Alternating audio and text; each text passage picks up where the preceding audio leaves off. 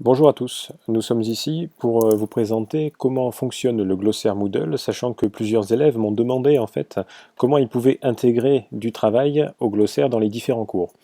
Alors voilà, pour rappel, vous vous connectez donc au Moodle, le bon évidemment, pas le Moodle académique en ce qui nous concerne.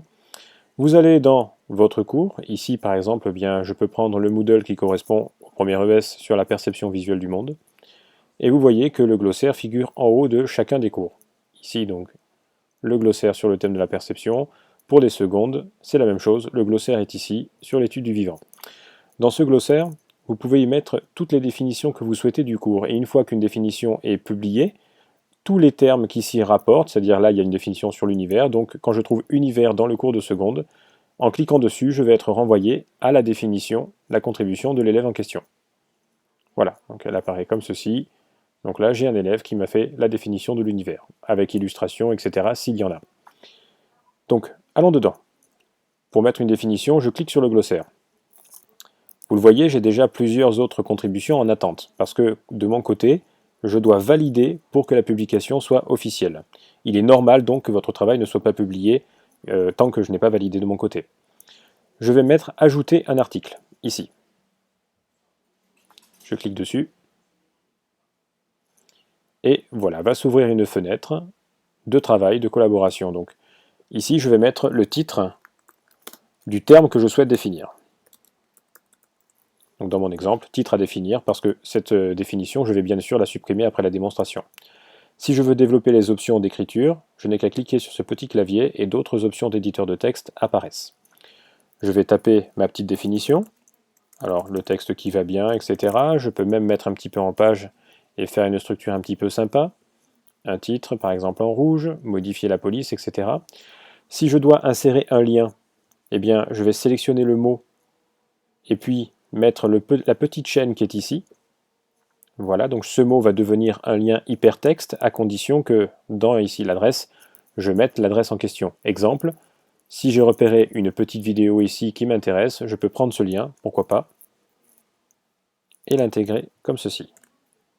Et bien sûr, je vais demander au Moodle de l'ouvrir dans une nouvelle fenêtre pour que l'élève qui puisse lire la vidéo ne quitte pas le Moodle, sinon il va devoir se réidentifier derrière, c'est un petit peu gênant. Voilà, dans une nouvelle fenêtre. Et j'insère. Le mot est maintenant devenu un lien hypertexte.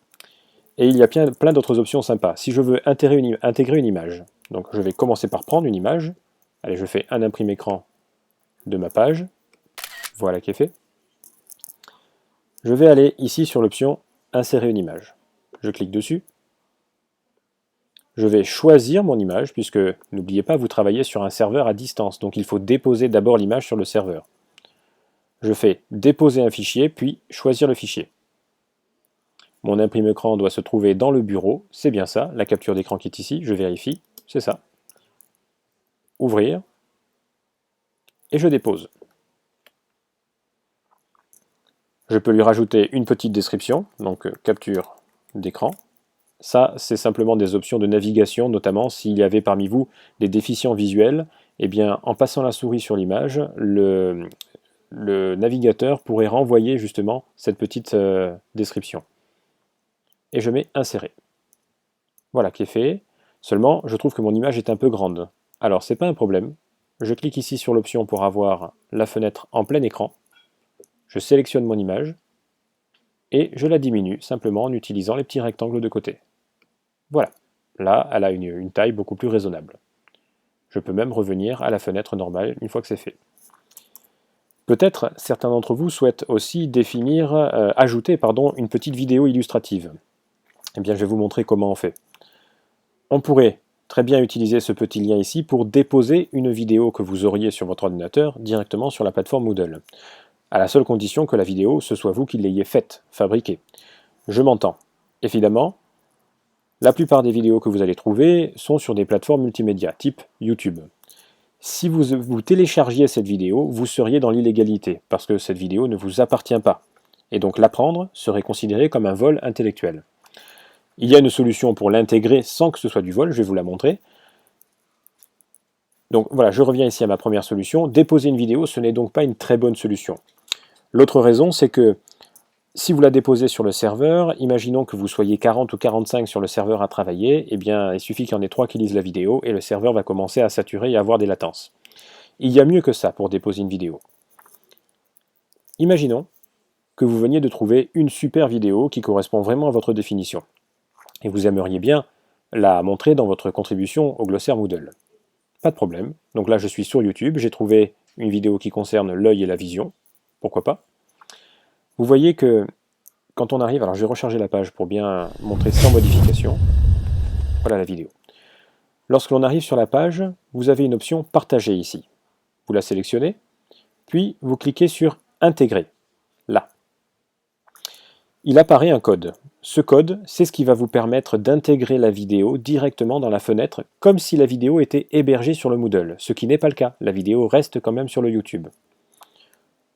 Donc je pourrais très bien copier ce code, mais il y a mieux.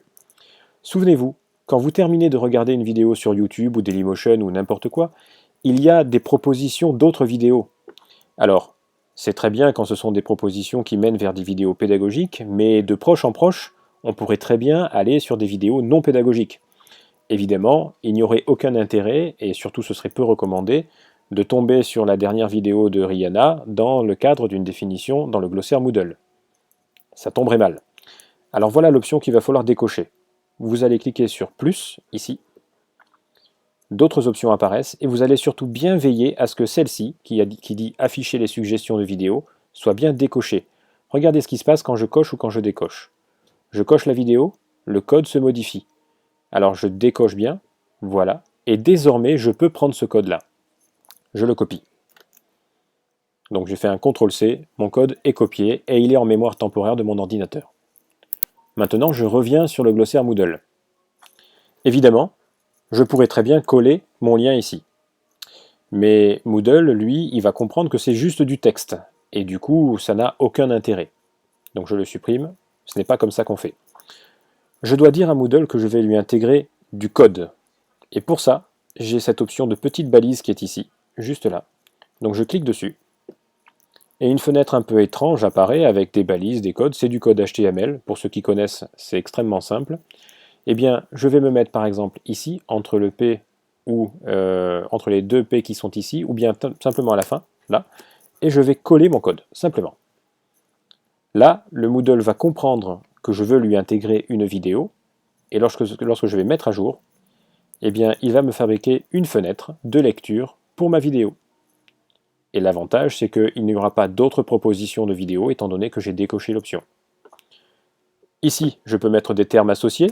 Alors, hop, des termes associés à ma contribution, pour que dans le cours, il y ait des liens qui renvoient quand même à mon travail. Ça sera utile pour mes camarades, les autres élèves, etc. Et je peux même, si je veux, ajouter un document supplémentaire en faisant un clic et glisser, par exemple un petit texte pour ceux qui veulent aller plus loin. Ça peut être intéressant notamment et ça peut être une bonne valorisation de votre travail. Dès que c'est terminé, eh bien j'enregistre et je n'ai plus qu'à attendre la validation du correcteur. Alors moi bien sûr ce n'est pas le cas puisque je suis l'administrateur du Moodle. Alors vous voyez que j'ai mis 2 vidéos parce qu'il a intégré le premier lien. Vous, ce ne sera pas le cas si vous procédez comme je vous ai montré. Mais voilà, du coup, ma définition est prête. J'espère que vous avez compris comment cela fonctionnait et que vous pourrez vous amuser et aussi avoir de bonnes notes supplémentaires en contribuant au glossaire Moodle et du coup en aidant tous vos camarades et vous-même, puisque enseigner, c'est aussi apprendre. Allez, bon courage et à bientôt.